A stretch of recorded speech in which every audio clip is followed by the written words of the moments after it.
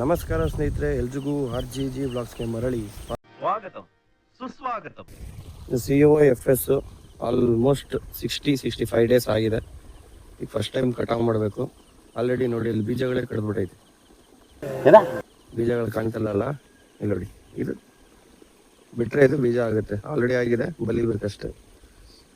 70 days ಬಿಟ್ಟಿದ್ದೀನಿ, 70 days ಅಲ್ಲ, 65-68 days ಬಿಟ್ಟಿದ್ದೀನಿ ಈ ಕಟಾವ್ ಫಸ್ಟ್ ಟೈಮ್. ಇಷ್ಟೊತ್ತು ತನಕ ಬರೀ ಫಸ್ಟ್ ಲೈನ್ ಆಫ್ ಡಿಫೆನ್ಸ್ನೇ ಕೊಯ್ಯೋದಾಯ್ತು ಗೈಸ್. ಮೊದಲನೇ ಸಲ ಏನಾದ್ರು ಕಟ್ ಮಾಡಬೇಕು ಅಂದರೆ ಇದೇ ಹಿಂಸೆ. ಗ್ರಾಸು ಇರುತ್ತೆ, ಅಂಬು ಇರುತ್ತೆ, ಮುಡ್ಸ್ಕೊಂಡು ಕುಯ್ಬೇಕು. ಈಗ ಎಂಟ್ರಿ.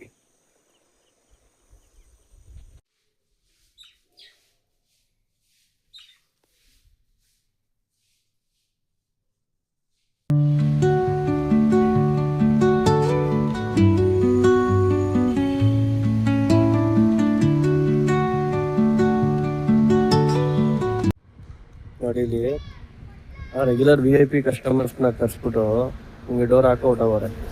ಬರ್ತಾ ಇದ್ದೀನಿ, 9:30 ಅಷ್ಟರಲ್ಲಿ ಬರ್ತೀನಿ ಅಂದ್ರು, ಇನ್ನೂ ಬಂದಿದ್ದಾವೆ. ನಾನು ಇನ್ನೂ ಮಂಡ್ಯ ಹೊಡಿಗಟ್ಟು ಗಾಡಿ.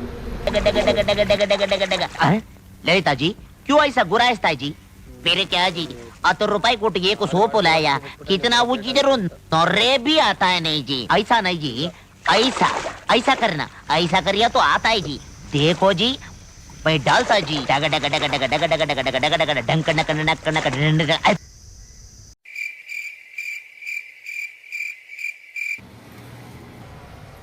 68 415 ಜಾಸ್ತಿ ಹೋಗ್ಬಿಟ್ಟೈತೆ 2000ಗಿಂತ.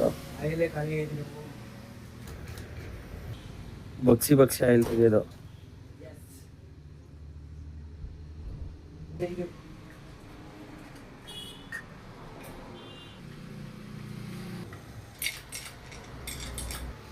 ಪ್ಲಗ್ ಪಾಯಿಂಟ್ ವೈಟ್ ಇತ್ತು ಅಂದ್ರೆ ಇಂಜಿನಲ್ಲಿ ಮೈಲೇಜ್ ತುಂಬಾ ಅದ್ಭುತವಾಗೈತೆ. ಇಂಜಿನ್ ತುಂಬಾ ಚೆನ್ನಾಗೈತೆ.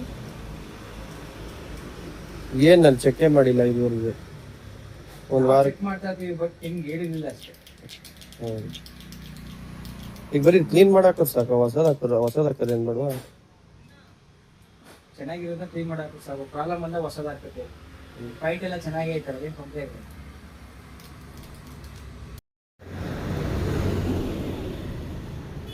ಈಗ ಟ್ರಯಲ್ ಮುಗಿಸ್ಕೊಂಡು ಬರ್ತಾರೆ, ಅದಾದ್ಮೇಲೆ ನೆಕ್ಸ್ಟ್ ಸೀದಾ ಮದ್ವೆಗೆ ಹೋಗ್ತಾ ಇರೋದೆ. ಹ್ಯಾಂಡ್ ಟೈಟ್ ಆಗಿತ್ತು ಅಂದ್ಬಿಟ್ಟು ಈಗ ರಿಪೇರಿ ಮಾಡ್ತಾರಪ್ಪ. ಬ್ರೇಕ್ ಹಿಡಿದಾಗ ಮುಂದಕ್ಕೆ ಮುಗಿಸ್ದಂಗ ಆಯ್ತದಲ್ಲ ಅದು.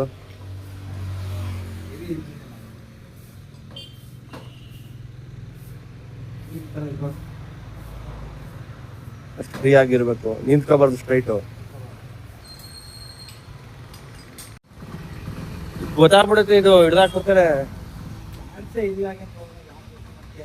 ಆಕ್ಟಿವಾ ಗಾಡಿಗಳಿಗೆಲ್ಲ ಇಲ್ಲಿನೇ ಇರೋದೀಗ.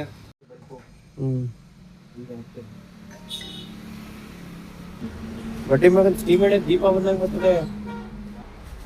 ಇಷ್ಟು ಅಪ್ಪ ಇದ್ರು ಫುಟ್ಪಾತ್ ಮೇಲೆ ಕೊಟ್ಟೋಗ್ಬೇಕು. ಆ ಕಡೆ ಏನಾದ್ರು ಕಾರ್ ಬಂದ್ಬಿಟ್ರೆ ಹಂಗೆ ಲೈಟ್ ಬರೋದು ಇದು.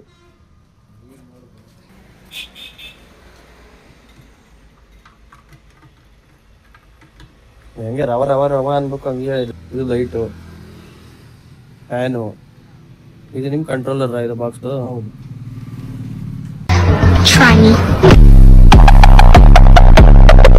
ಈ ಜನುಮವೇ ದೊರಕಿದೆ ರುಚಿ ಸವಿಯಲು. ಇನ್ನೊಂದಕ್ಕಣ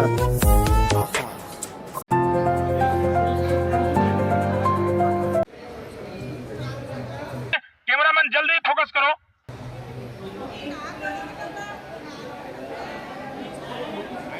ಈ ಒಂದು ಅದ್ಭುತವಾದ ಕ್ಷಣಕ್ಕೆ ಭಾರತವೇ ಸಾಕ್ಷಿಯಾಗಿದೆ. One day later. ಏರಿ ಮೇಲೆಲ್ಲ ಇರೋ ಮರಕ್ಕೂ ಅದಕ್ಕೂ ಎಳ್ಳೀರು ಒಂದು ಉಳ್ಸಲ್ಲ, ಕೈಗೆ ಅಟಕ್ ಬಿಡುತ್ತೆ. ಒಂದು ಸ್ವಲ್ಪ ನೆಗೆದ್ಬಿಟ್ರೆ ಹಂಗೆ ಕೈಗೆ ಅಟಕ್ ಬಿಡುತ್ತೆ, ಒಂದು ಉಳ್ಸಲ್ಲ. ಅದಕ್ಕೆ ಏನು ಮಾಡ್ಬೇಕಂದ್ರೆ ನಾವೇ ಕುಡ್ಕೊಬಿಡ್ಬೇಕು. ಶಿವ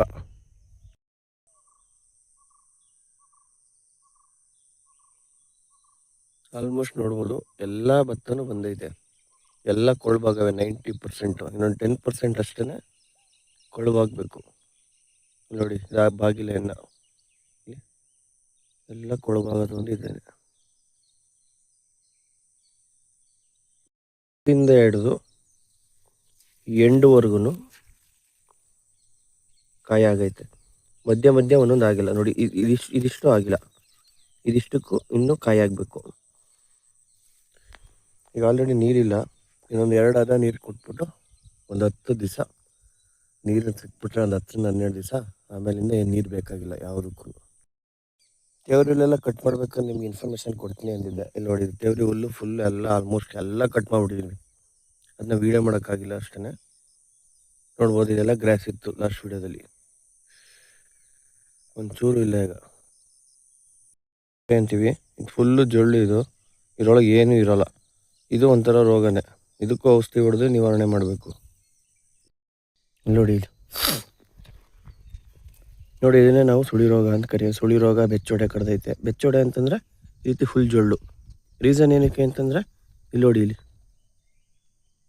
ಅಂತ ಇದೆಯಾ, ಒಂಥರ ಹುಳ ಬರುತ್ತೆ. ಏನು ಮಾಡುತ್ತೆ ಅಂತಂದರೆ ನಿಮಗೆ ಸುಳಿನ ತಿಂದ್ಬಿಡುತ್ತೆ ಒಳಗಡೆ. ಸುಳಿ ತಿಂದು ಕಟ್ ಮಾಡಿಬಿಡುತ್ತೆ. ಅದು ಕಟ್ ಮಾಡೋದ್ರಿಂದ ಏನಾಗುತ್ತೆ, ಮೇಲ್ಗಡೆ ಫುಲ್ಲು ನೀರು ಸಾರಾಂಶ ಹೋಗಲ್ಲ, ಅದೆಲ್ಲ ಜೊಳ್ಳಾಗ್ಬಿಡುತ್ತೆ. ಈ ಫರ್ಟೇರ ಹೊಡೆಯೋದ್ರಿಂದ ಏನಾಗುತ್ತೆ ಅಂತಂದರೆ ಈ ಸುಳಿ ಕೊರಕ ಆಗ್ಬೋದು, ಬೇರಲ್ಲಿ ಹುಳಗಳಾಗ್ಬೋದು, ಇದೆಲ್ಲ ನಿಮಗೆ ಅವಾಯ್ಡ್ ಆಗುತ್ತೆ. ಈ ಫರ್ಟೇರ ಏನು ಮಾಡ್ತದೆ ಅಂತಂದ್ರೆ ನಮಗೆ ಟ್ರೈನಿಂಗ್ ಕೊಡ್ತಿದ್ರು ಒಂದು 4 ರಿಂದ 5 ವರ್ಷ ಹಿಂದೆ ಅನಿಸುತ್ತೆ. ಅದ್ರ ಬಗ್ಗೆ 20 ದಿವಸ 22 ದಿವಸ ಮ್ಯಾಕ್ಸಿಮಮ್ ಅಷ್ಟರೊಳಗೆ ಹೊಡೆದ್ಬಿಟ್ರೆ ಅದು ಇಮ್ಯೂನ್ ಸಿಸ್ಟಮ್ನ ಅವೇಕ್ ಮಾಡ್ದಂಗೆ ನಾವೇ ಮುಂಚೆನೇ. ಅದೇನು ಮಾಡುತ್ತೆ, ಬೇರಲ್ಲಿರೋ ರೋಗಗಳನ್ನ ಅವಾಯ್ಡ್ ಮಾಡುತ್ತೆ.